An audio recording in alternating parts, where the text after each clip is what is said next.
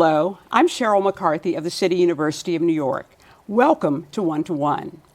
Ask a typical New Yorker what she knows about the Flatiron District, and she will probably mention the iconic triangular-shaped Flatiron Building, Madison Square Park, and possibly the popular Shake Shack, but probably not much more. But there is a lot more to this downtown Manhattan neighborhood, which 10 years ago was promising, but still had a way to go. It is now a bustling location for tech startups, publishing companies, other major corporations, restaurants, and a surging number of residential tenants. Part of the impetus for that development is the Flatiron 23rd Street Partnership, one of the city's business improvement districts. Jennifer Brown has been the executive director of the district since 2006, and today she'll tell us how she and business leaders have helped shape the unique character of the neighborhood and where they hope to take it from here. Welcome. Thank you. So, tell us what the geographical boundaries are of the Flatiron District. Yeah, so our service area for the Business Improvement District covers a pretty wide area from roughly 21st to 28th Street, 3rd Avenue over to 6th Avenue. So really very centrally located, with Madison Square Park being right in the middle of the bustling neighborhood surrounding. Okay. The district obviously takes its name from the Flatiron Yes. Building, which is located at 23rd Street, where Broadway sort of crosses 5th Avenue. That's right. Tell us about the building's history. The building was actually built in 1902. It was the tallest building in New York at the time. Obviously extremely famous in terms of the architecture. It's a skyscraper that's literally on a triangular piece of land, and it's the only skyscraper. And the piece of land happened to be a long wedge, and so it became right, exactly. a So wedge. it's literally a plot of land that's triangle, and of course the building is triangularly shaped and is a skyscraper that you can actually see from all sides, from the ground up to the top, which is very rare if you think about that. How many floors? 22. Okay, okay. What was the district like at the time that it was built? What else was there? Well, it's interesting because the district has seen a resurgence in recent years similar to the district of yesteryear. So there was a time when the area surrounding the building in Madison Square Park was the premier residential neighborhood of the city. It was really the outskirts of the core downtown of New York City.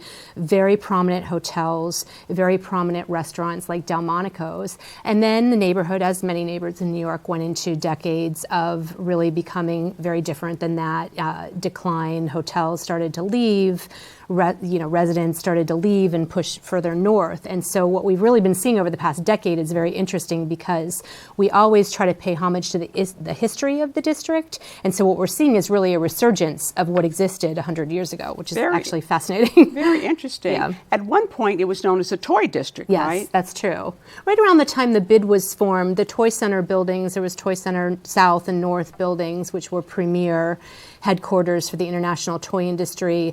Some of that had started to move on, and those buildings were sold, and that was right around the time that the BID was formed. Okay. So those companies still do exist in a smaller way in the district. There are buildings that still house some of the toy tenants from the former International Toy Center, but the actual industry, the way it existed before, is not there anymore. Okay, and you had a lot of photography businesses that moved in, and more recently, publishing companies have moved there. And the Flatiron Building is a great example of that. Macmillan is the major tenant of the Flatiron Building. So. And was this movement because the rents were cheaper in other parts than in other parts of Manhattan? I certainly think that that's true, particularly being in Midtown and Midtown South area. For a number of years, the neighborhood really was seen as a value in terms of the commercial office market. Also, the access to transportation is unparalleled. So there's a lot of inherent assets to the neighborhood that were there, and I think it was still relatively undiscovered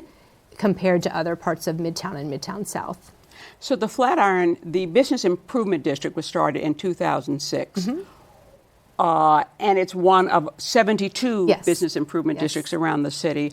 Why was it started? Why was it started? So what I love about bids is that bids are all formed, all 72 bids have been formed from within the local community. It's primarily the commercial community, but not only, because there are residents and public officials and people like that who get involved in the bid formation. So in our area, there was a pre-existing organization called the 23rd Street Association, and a lot of the major stakeholders of that organization really wanted to create the business improvement district so there would be a steady stream of funding and really more programs and services for the neighborhood than was possible through what was essentially a membership organization. And so they really led that effort to create the business improvement district. So what is a bid as opposed to, say, a development corporation? What's the difference? So we are official. The bids in the city all contract with the City of New York to do what we do through the Department of Small Business Services. So we are a public-private partnership, which can be similar to an LDC or also a park conservancy. But we have that relationship with the city to really provide economic development at the very local level. But our board of directors is primarily from within the neighborhood. So it really represents the commercial property owners, commercial tenants, also residents. The community boards all sit on business improvement district boards. So it's really a very strong partnership from the neighborhood. So do the people, the businesses, the local people have to go to the city with a proposal to become a bid? Yes, absolutely. There's usually a steering committee. Many of the founders of our business improvement district are still on the board today. So they're very strong commercial property owners and other tenants and residents that have been around for a long time. And so you do propose to the city that there'll be a business improvement district. 51% or more of the property owners have to actually approve it, and then it culminates in city council approval. So it's a pretty formal process. Okay. But it has to be, the local business people have to be energized enough. It has to come from within, which is actually why I think what we do is so important and so strong in neighborhoods across the city, because it really does come from within. And the decisions about what that means in terms of economic development and community development are made primarily from within the neighborhood. So what are the elements of your mission? So we were founded on a clean and safe model, which is what a lot of business improvement districts in the city have been throughout the years. So one of the major reasons to create our bid was the sanitation condition in the neighborhood. The neighborhood was well known at the time and in a great geographic location, but was really primarily in a state of disrepair. And it's hard to kind of go back and imagine that now, but there was trash everywhere, there was graffiti everywhere. It really did not have the kind of curb appeal that some other neighborhoods in Midtown and Midtown South had. And so that model, the clean and safe model, was the primary driver for the creation of our bid. Now, since that time, we've done really important public improvement work and beautification. We've really completely changed the way the neighborhood looks. The entire public realm looks very different now. And then, of course, the primary purpose of most bids is to market and promote the neighborhood and the businesses within. Okay. And presumably also to attract people to come and use those businesses, but I would think also to attract new businesses into the area as well. Yeah. So what's your annual budget? Our annual budget is $2.2 million in terms of the assessment, and then we are closer to a $3 million budget because we do some sponsorships and fundraising, and we have a couple other revenue sources. Okay, and so do you also get money from the city? No, we don't. No money from the city? It's primarily from the commercial property owners within the district. So, yeah. So how many employees of the bid? How many people work for There's 5 of us. Okay, yeah. okay. We're small. Okay, a tightly. We are. Okay, and you mentioned that you have a board. Yes. And the board, I assume, from the various businesses, any other places that they come from?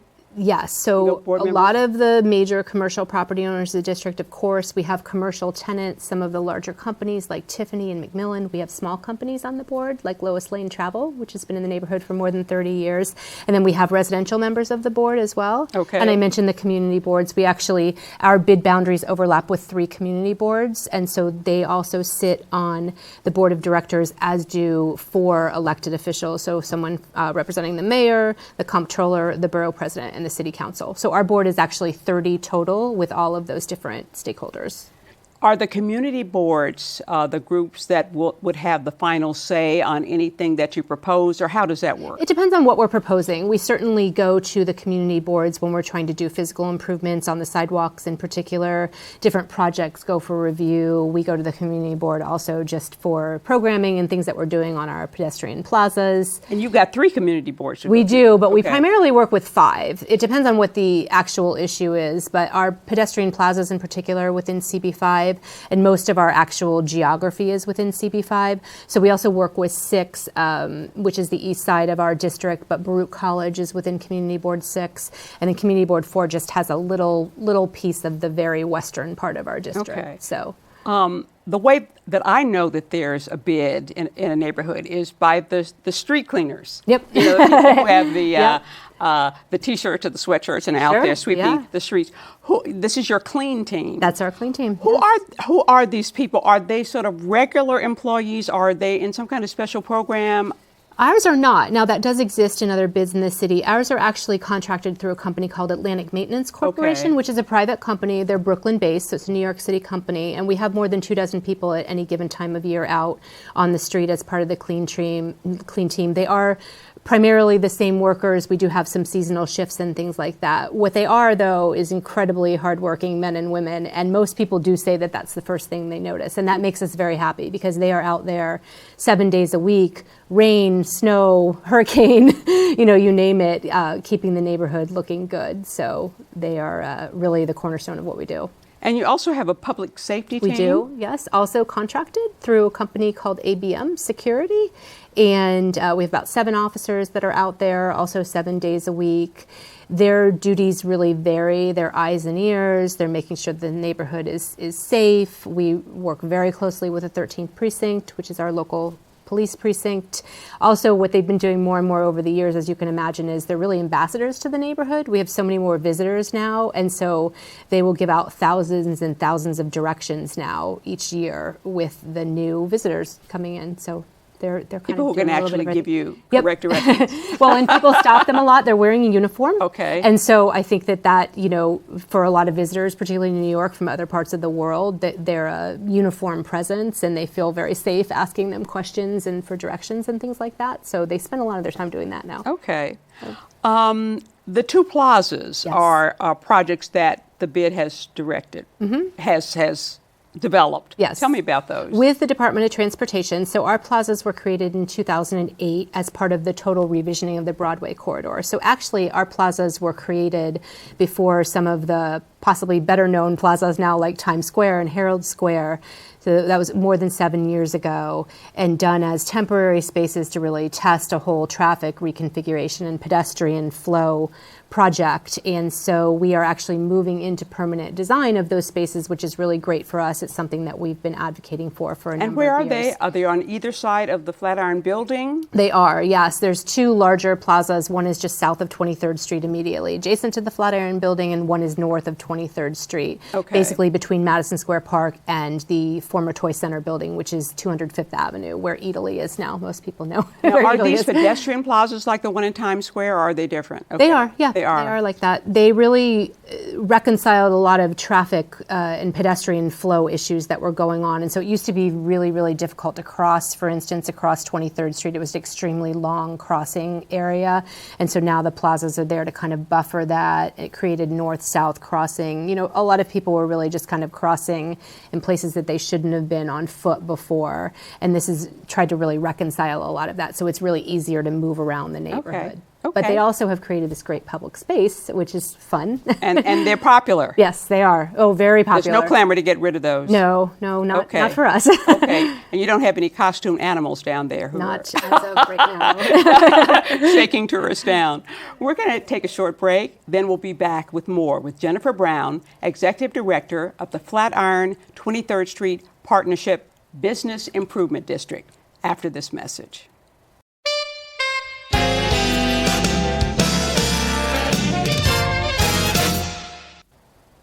Welcome back. I'm Sheryl McCarthy, and I'm talking with Jennifer Brown, Executive Director of the Flatiron 23rd Street Partnership Business Improvement District.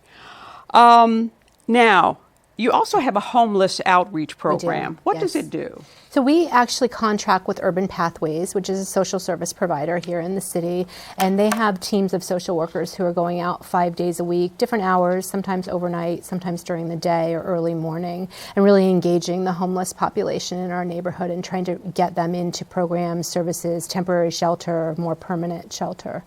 Are there residences for the homeless in the district? There are some supportive housing in the district, and just west of the district, we do have more of a traditional shelter that's run by Bowery residents where people could come straight from the street. The supportive housing that we have right in the district is more for people who have already gone through the first part of the pipeline and are looking for more permanent supportive housing. So, what are some of the attractions? I mean, obviously, you market the district to people. What are some of the attractions of the area that you tend to promote? There's so many now. It's been really interesting over the years. We've had and continue to have a really premier dining destination. That's one of the real strengths of the neighborhood, and it started with some of the Danny Meyer restaurants that were open just east of Madison Square Park back in the day before the neighborhood was really known for restaurants. But now we have probably 80 plus fine dining establishments, really famous chefs. So we continue to see that being a really strong reason why people come to the neighborhood. Now, is the Shake Shack one of Danny Meyer's? It is. He started it. It's a publicly traded company now. They did spin it off. It went public. But the Shake Shack in Madison Square Park is the original Shake Shack. It started as a hot dog stand and then became the Shake Shack that you see today, and is still, to this day, even though there are other Shake Shacks around the world, phenomenally popular. People wait in line for forever. What accounts for the extraordinary success? Could it be that ice cream custard? It's really delicious. Right, and you can't get that many places. It's just a great product. I mean, it's really that it's setting. Old-fashioned ice cream custard, and hamburgers and hot dogs and shakes, and it's great. And I think that setting in the park is so beautiful. It's just really fun. You can be there. You can go and have a bite. You're right in the park. It's lovely. So that definitely. I mean, Shake Shack has been a draw for a long time. And they have in the park itself. They have musical events. They do, in the summertime. Yes. The Madison Square Park Conservancy, which is our partner in the neighborhood, programs the park. They have world-class art now. They have kids programs, music programs. So Madison Square Park is also another major draw for why people come to the neighborhood. When we do our annual community surveys and ask people why they come to the neighborhood if they're not already there for some reason, specifically like living or working, it's usually dining, shopping, and Madison Square Park. How do you go about trying to lure new businesses or new developers to the area? How do you pitch it? What are your selling points? We do a lot of economic data and research on the neighborhood, which we then promote to the broker community. So we do want to have that relationship where we're really selling the neighborhood. I mentioned the dining scene. We also have some really interesting cultural attractions now. The Museum of Mathematics opened up a few years ago. That's been a big draw. The Baruch Performing Arts Center. So there's a lot of reasons why people come to the neighborhood now. We also have more than a half a dozen new hotels that have opened right in the district or immediately outside of it. And that's really changed the way people are interacting in the neighborhood because there are so many more visitors there now. So we always had visitors coming down to take pictures of the Flatiron building, of course, and to do some of the other things we just talked about. But now we actually have thousands of people staying right in the neighborhood. And so I think that's also a big selling point. The growth of the residential population is a selling point for ground floor businesses. We've started to see over the years more businesses opening up that are geared not just toward the office worker population, but also the fact that people are living there 7 days a week. And to what extent has the residential population grown? It's grown a lot, actually. We've had more than 500 units come online just over the past few years, and there's another 800 or so units in development right now. Mm-hmm. And so we're really seeing an increase in that population right in the core of the neighborhood. Some of those buildings that are residential now used to be commercial, and they've been repurposed. There's some new development that has gone on as well on vacant lots. And it really just changes the mix. We have a really true 21st century mixed use community now, whereas before, some of the blocks in the neighborhood would be traditionally dark after 6 o'clock. People would come in, they would work, they might do a happy hour, get a bite to eat, and then it would be quiet. They would be gone. Now we have people who live in the neighborhood or leaving during the day to work somewhere else or coming back, and then we have, of course, tens of thousands of office workers who are there during the day. And so we're seeing... And when people actually live there, you have to start have places for them to buy groceries. We have grocery stores. We have children's play spaces now that were never there 10 years ago. So things of that nature for sure. A lot of new fitness studios, which is really interesting, and I think actually speaks to the growth of both populations, commercial and residential, because when it comes to a fitness studio, a lot of people do tend to work out right before work or right after work, but also if you're living in the neighborhood and coming back to it, that might be your go-to place, certainly on the weekends and maybe at night or early morning as well. In terms of the builders of new housing that you've pursued, does that include has any low-cost affordable housing come in? Because that's a big issue for everywhere. It's a huge issue citywide. In the very immediate neighborhood, it's been primarily high-end. We do have a large project on 21st Street, which has, I think, nearly 60 moderate to low-income units, which is a rental. But most of what we're seeing in the very immediate neighborhood is condo development, and it definitely is the higher price market. We are seeing more family units coming online, which speaks to the fact that there are more families moving into the neighborhood. Are there requirements, pretty much for any condo development or co-op developer, that they have some affordable units, or does that depend on whether they get some kind of tax abatement? I think it depends highly on the project, and some of that can also be off-site. So it's not necessarily always happening right where the building is being built in the neighborhood. There could be some off-site affordability swap that's been done, which would be within a mile of the project. Okay. I noticed on your website that the city's bike sharing program has 13 locations in the district. we have a lot of bike How could sharing. that be? There's a lot of them out there. Yeah, it's over 300. We're talking about city bikes. Yeah, they're all city bike, and there's over 300 docking stations. They're very, very popular. Many of them are completely empty toward the end of the workday, so we definitely know people are using them. We have a very interesting stat in our community survey, which is that people who answer the community survey, there's a vast majority of people who say they don't necessarily ride on a regular basis, but they think City Bike has been a great addition to the neighborhood. So they must see the value in it in terms of bringing people in and out of the neighborhood for the office worker population. So that's been interesting. Now, are those bikes out there all year round throughout the winter? They are. They are. Okay, They are. I wondered about that. I see people riding them all year long. I'm a fair weather biker. I didn't know if they came and took away the city bikes when I haven't seen that. I'm with you though. I think in the heavy snow that we had last winter, I wouldn't have necessarily been out there trying to navigate. But definitely people do it. And then we have a lot more bike racks and things like that in the neighborhood. And we do know that a lot of the buildings have their own bike facilities now. So I think when you have a younger working population in particular, that is a major mode of transportation now for office workers. Tell me about your background and what brought you to the Flatiron District. So I had worked for another business improvement district in the past. Immediately coming to Flatiron, I actually was working in Lower Manhattan on 9/11 rebuilding. I was doing a lot of community development work down there.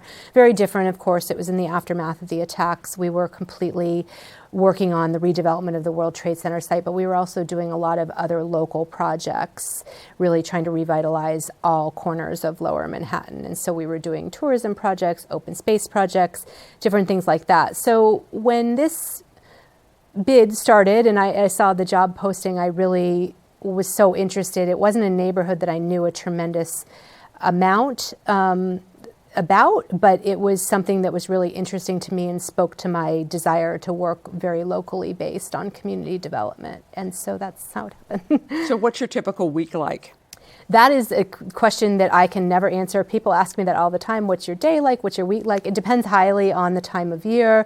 Right now, we're engaged in a huge full-scale holiday program, so December is really tied up with a lot of that. But it's really different week by week, and I think that's why I really like it as well. No day is the same, and we can have things going on in the district that we can't necessarily anticipate that we're addressing in terms of, just various things coming up, and then also working more more at a citywide level on some of the things that are important to all business improvement districts, like the Plaza program or homeless outreach, for instance. We do speak a lot with our colleagues in other neighborhoods about some of the trends that we're seeing citywide. So every week is very different. Because you are seeing more homeless. I remember back in the 80s, I guess, there were homeless everywhere. There were homeless sleeping in Grand Central and, Port Authority and in the, Penn Station. Yeah. And then for some reason, they cleared out. I mean, you didn't see them as much. Right. But now they're back, they're much more visible. Yeah, I think that's right. I mean, certainly there's been media articles about that over the last few months, and we're certainly seeing that in our neighborhoods, and we've been expressing that as the collection of bids as well. The mayor did announce $100 million toward homeless services, so we are hoping that there will be some movement on that. What we're seeing is people who obviously need services, and I mentioned earlier our partnership with Urban Pathways. Those are social service workers who are trying to really help the people in our neighborhood with their immediate needs. So whether it's drug or alcohol treatment or just a temporary shelter, but really trying to get people to move to a better solution for whatever their specific challenges are. So that's actually become very, very important in terms of our programming over the past year in particular, is how important that is to try to really address that challenge. We've got about a minute and a half left for you to tell me what the district needs that it doesn't have. What the district needs that it doesn't have. I'd like to have stronger retail. That has been growing over the years as well. But I think we have such a great restaurant. So you mean you're talking about clothing, or what are you talking about? Different types of retail. We just had a Rizzoli bookstore open up. I think that's going to be a great service to the community. But I think different types of bookstore opening up. My goodness. I know, right? But very big deal. Because Rizzoli closed down uptown, right, and so they made our neighborhood their new home. So I would like to see a stronger retail mix. And then as new residents come in, we always hear the need for more grocery stores and things like that. So we're starting to really see those things change.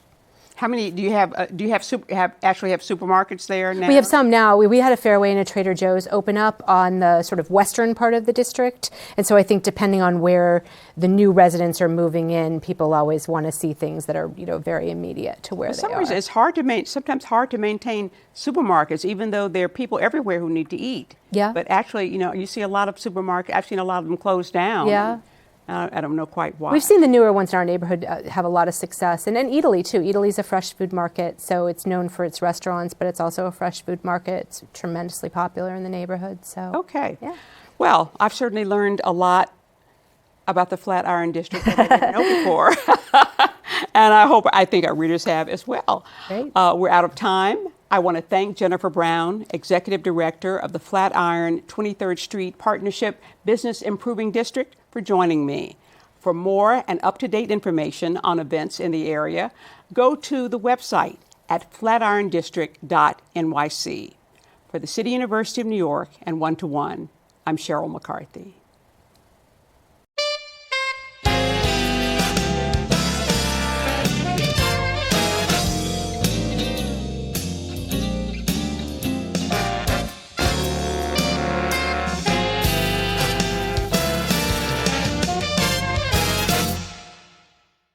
If there are any people you'd like to hear from or topics you'd like us to explore, please let us know.